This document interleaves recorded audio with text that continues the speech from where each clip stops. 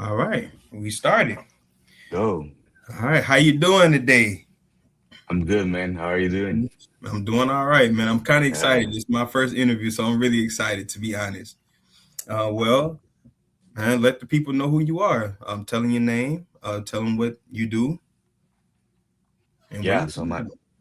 my my name is Mauricio. I'm a designer, art director, creator. And yeah, mostly do graphic design, but I also make zines and organize art shows and art event. I was born in Cuba. I've been here in the States for a few years now with my family, and yeah, man, happy to be here. I like that. I like that, man. Okay. So like you say, you have multiple crafts in this art. Oh, okay. We got fancy here. All right. We have well, yes, I like I see that you have multiple, you know, aspects in your art. You're a graphic designer, you do art shows, you do zines. Which one do you um I guess which one resonates the most with you? Or which one shines the brightest in you? Mm. Yeah, it's hard to say. I enjoy them all. Okay. My formation is designer, so that's I spend the most time in my life doing graphic design. Yeah. The art connection was more of a discovery, and because while we were studying in Cuba, you don't really get to see a lot of your projects really get to fruition. So it's mostly like playing games when you are designing and building projects, because mostly fake and nothing is gonna really see the light of the day. And those zines were a way for us to actually get something done and Yeah. printed and distributed. So Okay. that became a very important avenue or outlet for our creativity, because we didn't have to follow any rules. We were learning the rules and all that at school. That's fine, but then with the zine, we were able to go crazy. And when I say we, is that we got together like a small team to build it. It was also an adventure because I was telling you the other day, in Cuba you don't have freedom of press or freedom of expression or any kind of freedom. So how making a zine and printing it and distributing it, we are committing I don't know how many felonies in that process. Yeah. And so it was a dangerous process, but it was really exciting, probably in part because of it, Okay. and also because of the underground connections and the underground community that started around the zine. So I will say that's, like, professionally, artistically, and even like for the sake of our country, I think that was an interesting accomplishment that we were able to sustain for a few years. Exactly. Okay. Okay. Yeah. So tell me more about your, I guess, artist aspect in Cuba. I know you started off, and I know on the phone before we definitely talked about it, and you definitely had an interesting story. So I Hmm. would love for the people to, I guess, hear from where it started all the way up until when you had to leave or when you felt like, okay, now it's time for me to go ahead and try to save myself and the group around me. Yeah. Yeah. So we started when I was like 19, 20. Okay. Um, we had no idea of zines. We'd never seen a zine before. But I had Yeah. a friend from Colombia who came to visit us in Cuba, and he brought a few zines that some friend was distributing in where he was. And for me, that was like an eye opening, like, wow, this is a way in which we can apply graphic design and all that, and just tell stories and showcase art and things like that. And so got really excited. And then I talked to a couple of friends. Hey, would you like to do this together? Let's experiment, let's see what happens. Yeah. And then, well, we created it, but we had to find, places for distribution and places for printing first. I So was to trying to find places. to Yeah, even you support what you were doing during that time? yeah. Yeah. And so what we did, well, we first created the first one, and therefore printing. What happens in Cuba is that some churches in Cuba, they have their own like small prints because they want to distribute material to their, their people, their Yeah, followers. yeah. And so what they do is like whenever the like the government offices, when they are like offloading old printers, they will try to get them fixed then and get them working. Okay. That was a really interesting, how to say, it's like a subculture of fixing old, it's kind of like risograph printers and things like Yes. that, Yeah. and then us having to adapt to that medium. So we're gonna have color, or we're gonna have shades of gray. It Yeah. has to be all based on black ink, and then if you're going to create degradation, you have to do like, it's kind of like Xerox style. Like we had to create these patterns and these textures if we wanted to build some degradations and things like that, Okay. which was a very interesting exercise too. Like we have these restrictions that we have to keep in mind, and Mhm. if enforce our creativity, and also force us to make something good out of the basically black ink and white paper. And so we that way we solved, and they charge us very little many, and we have to like, we found different places like that. They were all, I think they were all churches. But we have like different, how to say, churches that we found that had their printers, Okay. because also depended on, do they have ink or do they have paper. That's So it true. wasn't like, it's not like you go Cuba. It's not like you go like to whatever, right? Like you don't go to like Home Depot Michaels or or like something like that, and it's like, hey, here you Office. go. Yeah. Has to be like whenever we had the next issue ready, we'll go to the place that we did before, and do you guys have paper and print? No, we don't have ink. We don't have, but I can recommend you this guy. So go to the like others, and this is in Havana City, where I was born, like the capital Okay. city. And but sometimes we had to go like to a different province in Cuba, like, I don't know, like 200 miles from our city, just to get it print and back. And it was, yeah, I think it was a really great adventure and really great experience. So then from distribution, we started in our own faculty. So a graphic design faculty. We wanted, our friends and our professors and all that, just to, to see it, to criticize it, to like to talk about it. But then when we graduated, we started distributing other faculties too. And so we basically built a network of friends who were studying in different places or have connections in different places, and they would go and distribute it for us because they were passionate about it. And nobody was making any money here. This was all, we weren't making any money, and it was super dangerous for us. We were using nicknames and things like that. Oh We man. thought that we thought that that would protect us. So you the real definition of getting it out the mud, huh? I mean, the thing is, you can choose to do that, or you can just do nothing and be frustrated about the situation and all That's that. true. So I guess we wanted to make something out of it.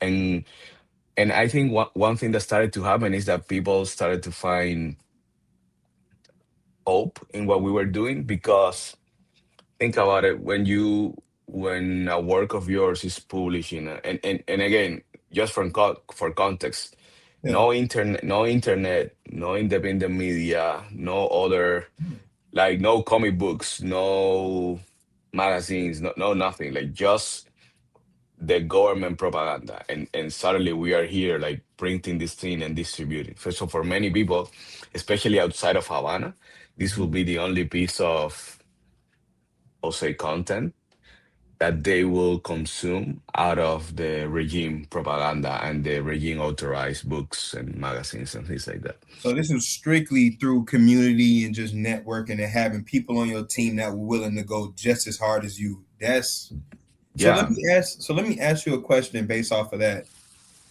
How did you find that? how did you always keep that flame together, and how did you even begin to find that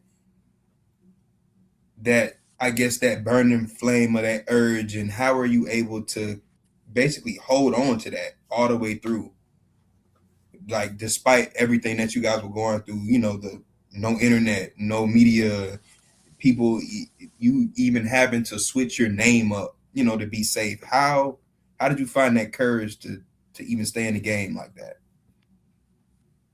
Yeah, man. I think it's a mix of, again, wanting to do something about your situation. Like, Mm-hmm.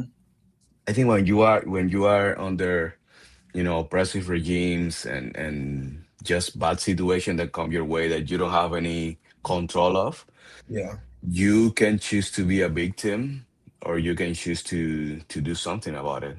And and and sometimes being a victim can give you some benefits, because some cases happen, like, oh yeah, I'm around here, and have pity of me, all that, or whatever, right? And we have the story of suffering. But in Cuba, we didn't have anybody to, like to feel compassion of us, right? We didn't have anybody to say, oh, we have to, like, make right that wrong. Or so in that sense, we were like, who cares about Cuba? Who cares about our history? Who cares about what we are suffering? So we said, well, we again, we can continue to victimize ourselves. And I'm not saying this lightly. Is the suffering is real, and people who have suffered, they are victims of suffering. Yeah. But at the same time, what I'm saying is that you at some point, you can also make a decision and say, I'm gonna make something out of it. Yeah. And Yeah. so different people have different motivation to be part of the collective that we were making, the zine. In my case, especially, I would say it was more like a spiritual thing for me. So it came out of spirituality, came out of praying and looking up for a solution, like, what can I do here? And Yeah. then to keep that fire on is the same thing. I think you feed from, seeing the piece in your hands and distributing it, and see how people are receiving it. You feed yourself from spirituality too. You feed yourself from community. I think all of those elements really help to keep it going, Okay. in the midst, especially in the midst of difficulties. Because again, we're we're not making any money, and at some point, as we started to get more popular, Mm-hmm. we started to attract the eyes of the government too, which we didn't want to, but it was, to a certain point, inevitable, because they have their people who inform and all that everywhere. Exactly. And I'm talking like, kids in school using, like, the pages to, like, wallpapers. And this is, like, mostly university and high schoolers. So in university, like, there was a story in one of the faculties, a philosophy faculty, where they had to, like, read a text and debate it as part of a class exercise. Yeah. And many of those kids decided to read some of our articles in our zines, and then debate them, but in a very rigorous Cool. way, like philosophy, and what philosophy comes out of this and all that. So Okay, that's I cool. wasn't there, but these are the stories that I heard from from friends. So it really started to attract attention, and we started to get somehow popular in certain circles. And yeah, of course, the government doesn't want that, and so that's where the pressure started to really build. And that's where also we we realized that this idea of using nicknames and all that is not going to work anymore, because we are getting known, and we are You're showing getting up to noticed. places, and we are launching the zine, and like, It was only getting a matter of known. time before they can pinpoint you guys. So I can only imagine, you know. Yeah, So yeah. saying all of that, can I ask you what was like one of your biggest inspirations during that time? My biggest inspirations. Yeah, what was one of your biggest inspirations during that time? in the heat of what you were going through? I would say, man, well, some definitely some local national heroes that I will mention, but people will know, like Yeah. Jose Marti is considered like he will be like all of your founding fathers in one.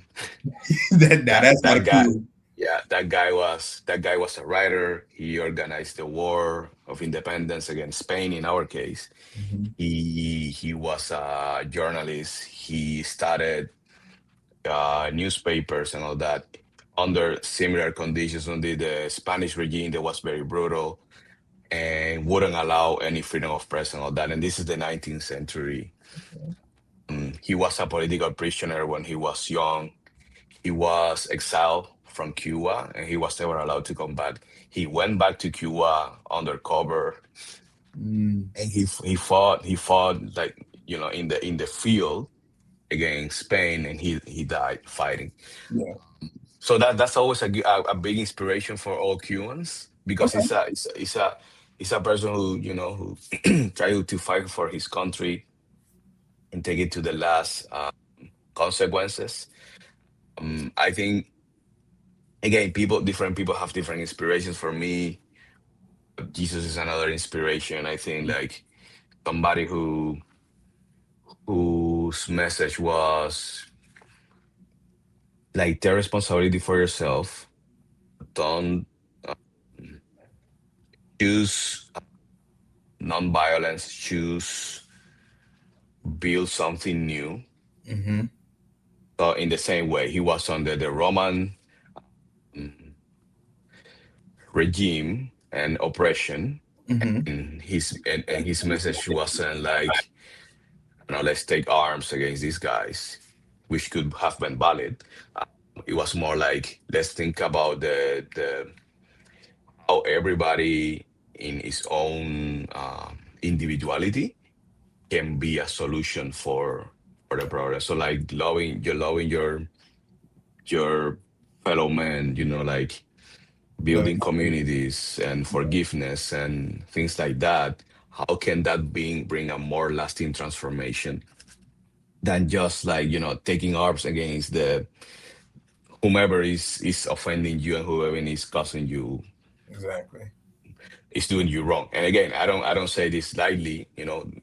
Injustice is real and all that, but in terms of solution, I think when I look up to these two men, Yeah. I see people who actually proposed something, like who actually gave an example of what can be done, and and and I found following their example and doing what I could, which wasn't like super big deal. Yeah. We brought something good to the people around us, but I was satisfied myself. I was blessed myself. I was encouraged myself, and I Exactly. was sustained during those years. Okay. I like that, man. I do. I genuinely like that. Okay. So knowing that you had to do a lot of this work through the community, knowing who walks with you down your path, knowing what drives you, tell me one thing. Tell me, like, did you ever get to see who you inspired, or did you surprise yourself with who you ended up inspiring? I mean, inspiring. Sorry. Ye- Yeah, to a certain degree, yes. I so two things that happened, yeah, around 2017, 2018, Hmm. and we left. So yeah, something that happened around 2017, 2018, and we were like around 10 years doing that. Publishing the zine is that we started to attract more of the contemporary arts world in Cuba and even some governmental institutions. So in Cuba, again, anything that you want to do in terms of art have to go through the government channels. Yeah. And those institutions are the ones who validate, who's an artist and who's not. And then like they are the ones who invite you to events. And like if you're gonna be famous as an artist in Cuba, you have to go through those channels, Yeah. which in many cases means compromising your values because you have to, Yeah. play the game a little bit in terms Ironically, of, it's the same down here. Same thing down here. yeah, yeah. Yeah, And so but in our case, we were independent. We weren't playing by any of those rules, and but people started to pay attention in those institutions too, because in the end, the government has his machinery and all that. But at the end of the day, people working in those institutions, they are humans and they're individuals. that's So true. in the same way, some of them, yes, were working for the government and they were part of the secret police and all that, and they were the repression arm.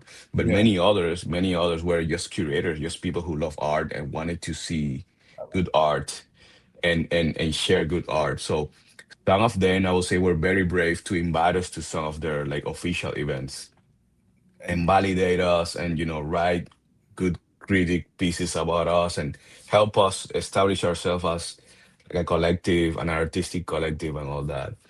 Without us really ever asking or being able to give them anything in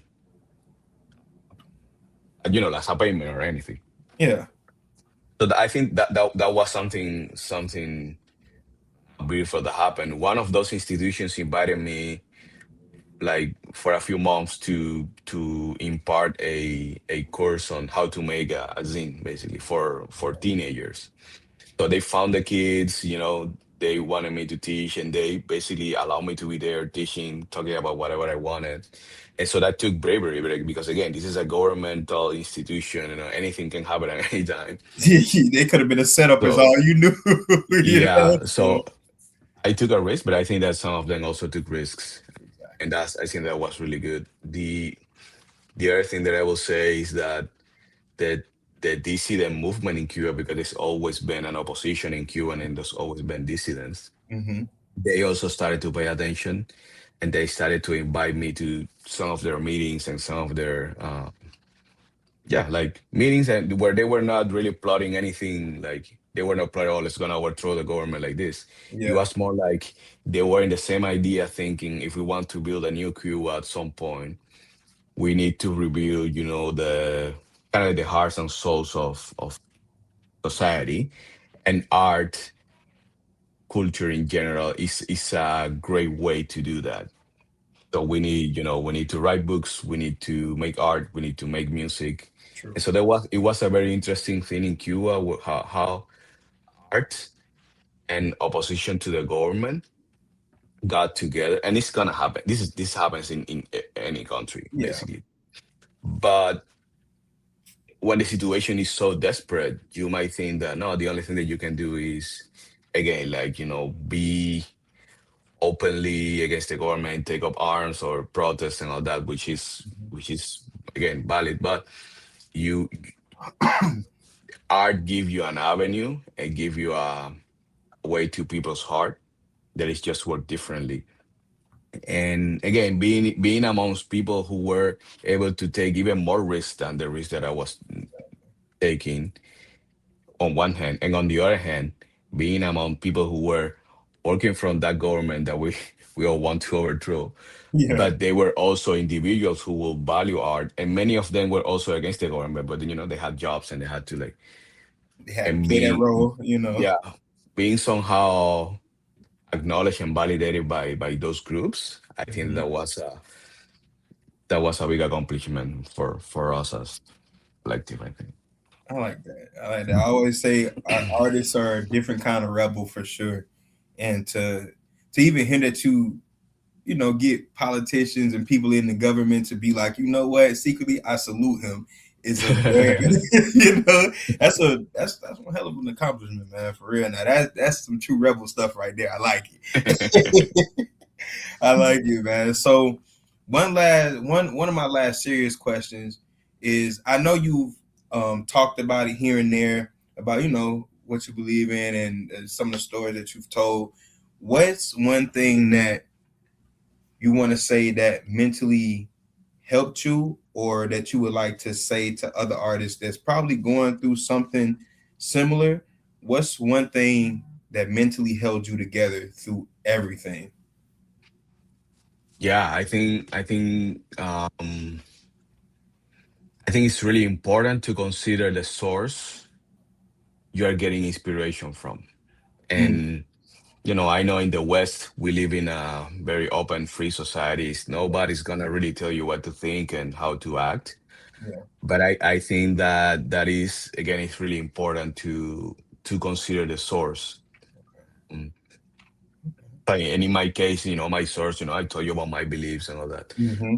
I think that is really important to have a source where you can feed yourself, and the more I will say, the more stable that source is, the more I will say powerful that source is, the more even relational that source is, Mm-hmm. the better. Yeah. Because for example, some artists, so right now, we are in the AI age and we are Mm-hmm. in the algorithm age, right? Yeah. AI, we still don't know exactly what the effects are going to be. And, there's still a debate, right? But Mm-hmm. the algorithm, and then this internet, this social internet, Yeah. you know, Yeah. now we know the effects, and we Exactly. see how many people, even myself, can get really like discouraged or depressed Yeah. because you're following the numbers, you're trying to follow And the that's what algorithm ruins and the all fun that. of it. That's what ruins the fun, and that's what ruins the true definition of it. Like it's Mhm. Yeah. you know. And so I think the same risk can happen with AI. I am not like de facto against AI or anything like that. I guess I'm still forming my opinion about the whole thing. Yeah. Like let's wait a little bit to see, because I think I've seen this phenomenon before, and yeah, there might be some good things to get out of it. In the same, maybe it's because of my where I grew up, right? I grew up Yeah. in a very, very bad circumstances, and we were able to make something really good about that. That's true. So with AI, maybe, but at the same time, I think it's like the risk is again getting so caught up into AI as well, Yeah. I to the believe point that it becomes some sort of a source for your inspiration and your well-being, and so mentally and spiritually and all that, and exactly. it can end up stealing from you. So for example, I saw the other day, like Claude. It's great tool and all that. But I saw that they had some sort of a agreement with Figma, and like they were working closer with Figma. And you will need to like fact check me if this is wrong, but that's what I heard the other day. And because they were in this connection with Figma, they got off this knowledge from Figma, and that's how they were able to develop cloud design, which probably will take over Figma. Hmm. You know what I mean? So it's like, Okay. so, so because when you are interacting with AI, you have to give so much input, That's because true. you want to give it context and all that. You got to put in everything, literally tell everything to it. It has all your Exactly, data. exactly. And so like the danger is that, oh, it can end up, definitely helps you in the short term, but it can end up becoming something that might harm you. So again, that's the so maybe Figma is gonna be harmed by, oh, now cloud they did cloud design, and now people are not gonna use Figma. It's But always we a can, race to the moon. It's always a race to the moon. It's like yeah, somebody got to have this and this. And I yeah, and double back on what you said. It's kind of an aspect of once AI stops being a tool and it replaces the brain. That's where it starts to yeah, become a real problem. yeah. And it can become a source. So that's the thing. Like it can become Yeah. a source that can rob you from your creativity and your mental health and all that. So that's why I was like going back to your question. Like I think like the more stable, the more powerful, but also relational that source can be for your inspiration or sources, the better. And I think that's a very important thing for artists in general. Like that's what I will say. Like take care of your source. Take care of where are you getting your food from. Yeah. Okay. I like that, man. I do. Yeah. Okay. So I'm gonna ask you this: What's one of your favorite childhood memories growing up? Let's throw some fun in there. Like, what's something that you sit back and be like, Mm. man, I miss that memory. Like, Yeah, I think or at so least growing like up, what's some of your favorite moments? I'm sorry. no, growing up I wasn't really like popular at school, but I had some things that I will that I will use, to I don't know, like to build up connection with friends and all that. And I remember when I was a kid, I like a notebook and I used to create video games for my friends That's in that notebook. So I will create, I don't know, mazes or things like that that people have to play. And I remember finding joy from people, trying to like figure out figure out the game. yeah, And that's interesting because in a way it's like, again, like putting art into the service of others, and like serving for the service of community and the service of relationships. yeah. I think that for me is a very fun moment that I always remember. And when I was like making the zine and all that I will reflect on, man, this is similar because it's something, again, that we are putting out there for people to build community around and just to get to know people. So that would be a great memory. But yeah, man, when and, as a kid in Cuba, we grew up with a lot, with blackouts and scarcity and all that. But we Hmm. will always try to, as kids, we will always try to make fun and to, just play a lot Hmm. and imagine a lot, use our imagination a lot, which is something that might be getting lost right now, like the ability of imagining stuff, because there's so much stuff being fed to you, Yeah, that how can your mind have time for imagination? And exactly. I'm One saying I'm saying I'm saying that to myself too. Like it's like, but yeah, I think that in childhood there was a lot of time for imagination, and I think that was really really beneficial in the long run. okay, okay, okay. So this is Mhm. something that is interesting me the most, and this is something I wanted to ask you. I kind of wanted to save it from off the phone when we first had talked. I was just like, what was it like adjusting from Cuba to the U.S.? What was that like? What was it? Was it a culture shock? Would it kind of Mm. throw you off balance? Talk to me. Yeah. So yeah, we was the decision of coming to the States was kind of a crazy thing, because at the beginning I visited in 2021 for an event that a friend of mine couldn't come because he was restricted by the government from getting out of the island. So the government can also say, you know what, you're not flying because we don't want to. So it's not like even like you committed a crime or anything. It's like, yeah, we don't want you to go there, and you just don't go. Oh, okay. But he told me, would you go to the event in my place? And it was again a risky thing, but I said, man, I think it's worth it, like to be able to visit the States and all that.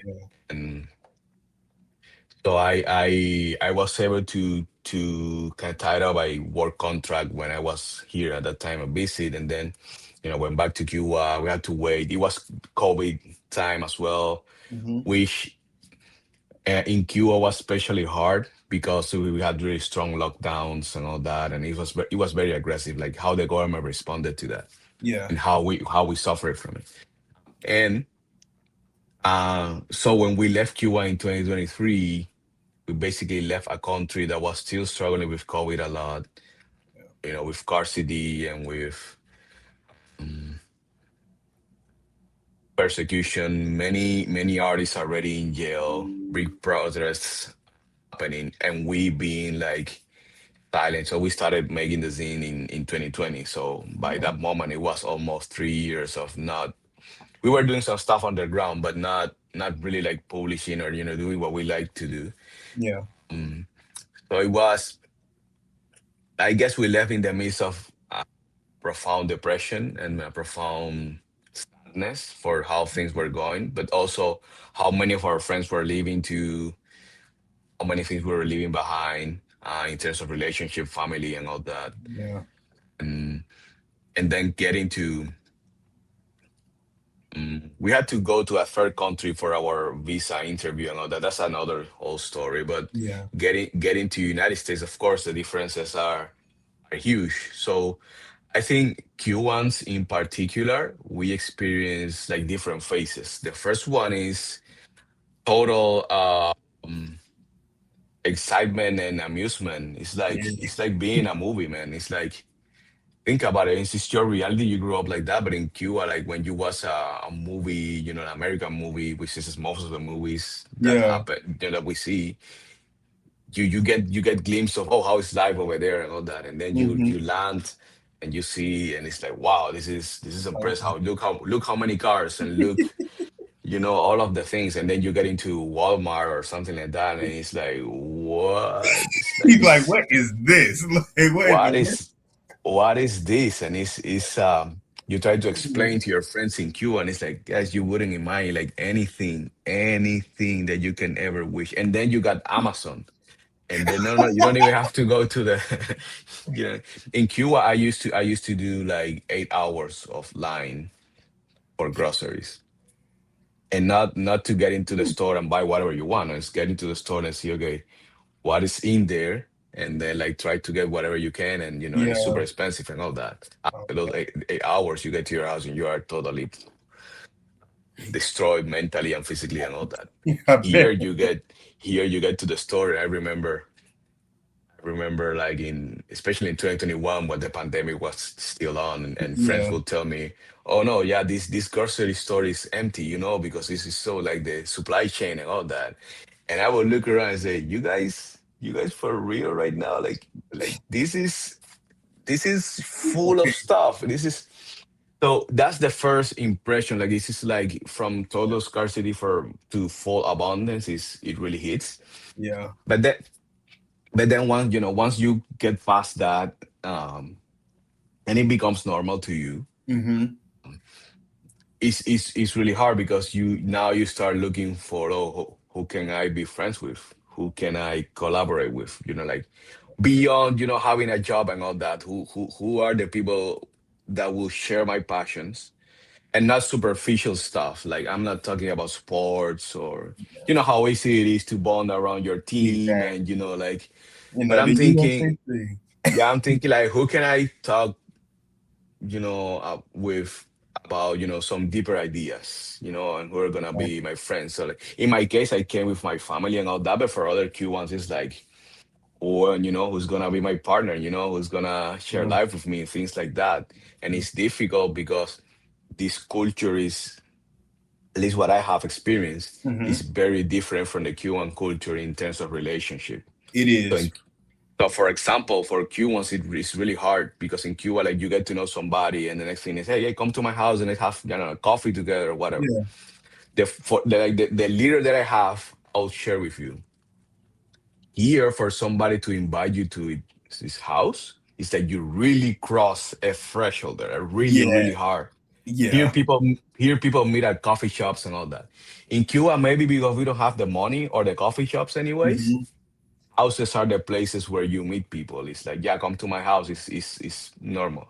Here is Exactly. like and the coffee shop culture gives you this possibility of detachment from the other person because we met here. It was probably like an hour, 45 minutes, and Exactly. then you can always say, "Oh, I got this call right now. Sorry, I gotta run.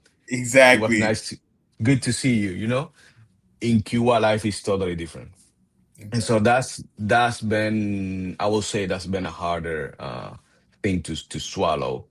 You know, how lonely can you get in a country like this when where you have so much, but how lonely can you get? And I think that I see some people now, I see some conversation about, you know, fighting against that and trying to build community in real spaces and all that, Exactly. which I'm happy. Um, but it's really something that, man, if I will have a criticism of, you know, this country from my perspective as a foreigner living here for so little, Yeah. will be like I will say that the community there needs to be rebuilt Exactly. It's not in this strong. country. It's not very strong. You growing up here, you learn pretty fast that a lot of people, the community aspect is very apart. A lot of people distrust people. Like you say, the home threshold is like a huge step. It's like I really trust you, you know, and and it's definitely, and to kind of double down and know that it's not like that everywhere in the world makes me feel a lot better. But I would love to see it, exactly where I live. So Yeah. I can see how that's a huge culture Mm. shock, like Mm. you And know, I think that's why I was so excited when you reach out, man, because what you're trying to do is that you're trying to build community. It's not always possible to be in person in the same place, you know, but you can use a website, you can use social media to be really social, you know, and yeah, and we can like, and out of that things can happen, man. Maybe it's a meetup once a year, or I don't know, whatever, right? Even yeah, if it's only online again, but what you're trying to do is really fighting against that thing that I think that and then of course you hear about all the division in politics and all that, and how things are getting out of control. And I think that community could help heal some of those wounds and bring, because I imagine that when you are face to face with another person without all of the social media and media in general, there is a lot of possibility for conversation and for hopefully agreement or understanding. And the more communities get built in a country like this, probably the better this country can get. So for really, sure, man, really commend you for what you're doing, and man. Thank you. keep doing it. Thank you, man. And again, I thank you for even sitting down with me today and even talking to me and just letting people know about you, who you are, your culture, and your art, bro. This means a lot to me. I know I'm holding it back. I think I'm holding it back pretty well, but I'm really excited right now. I'm really excited. So, man, this would be my last question to you. Mhm. Um, Tell me, I know we talked on the phone and before this, and I know that you expressed that your people mean a lot to you. So I would love for you to tell a message to the people from here in Cuba. What's one thing you would like them to know about you? What's one thing you would like them to keep in mind? And let the people know what you stand on, as an artist and for Mhm. yourself. Yeah. Well, about me is like, yeah, don't take your family for granted. I lost my two parents during this time, and I haven't been able to go back to Cuba. And they Sorry. died in Cuba, and they don't. So don't take family for granted, and think about when you decide to leave. Think about there's a huge price to pay in many ways. That's true. That's true. What I would say is like keep it like, yeah, that's the thing to keep in mind. Like Mm-hmm. about me, it's like, I mean, I'm trying to rebuild that arts community, and I think that there's a lot of opportunity now, because many of my friends are now living in different parts of the world, Yeah. but some others are in Cuba, and I'm trying to reconnect with some like a next generation of creatives that is rising up in Cuba. So I'm trying to, my message is like, reach out. Yeah. Let's, because I'm trying to rebuild that community again, and I think there is a lot that can be done now with the experience of those who are outside and the experience of those who are still inside. Yeah. And there is a possibility for us not only to cause some impact inside of Cuba, but also to cause some impact outside of Cuba. Again, with this mix of experience and creativity, and and again, I think that there are many things that can be done about the situation in Cuba. But I think that for those who are like more creative or who need a creative outlet, I'll definitely want to. And it is my heart right now, like after like 3.5 years being here, Yeah. it's really my heart to try to rebuild that outlet so we can collaborate and build some cool, beautiful stuff together. So I that's like that's what I'm trying to, beyond work and all that. That's where my heart is right now. I like that. Okay. Okay, man. I like that. I like that for sure. I love that, man. And I think you already said it, but what's well, I think you already said. I was gonna ask you what's one thing you want to tell the people. I think you literally just said that. So Man, again, thank you for coming today for the interview. Guys, this Yeah, is man. Bad Tune Gospels. Welcome to the channel. Welcome to the page. If you would like, tell the people your Instagram. Oh yeah, my Instagram is Mauriciero, which is Mauriciero. So it's my little cousin used to call me like that, Mauriciero. That's where you can find me on Instagram. Yeah. Okay. Send me a text. Send me a text. I would like to be your friend. Oh, for sure. For sure. Hey, man, it's a good day. It's been a good interview. And, man, we'll see y'all on the next one. See Thank you you, man. soon, man. You're around. You know it. And boom. And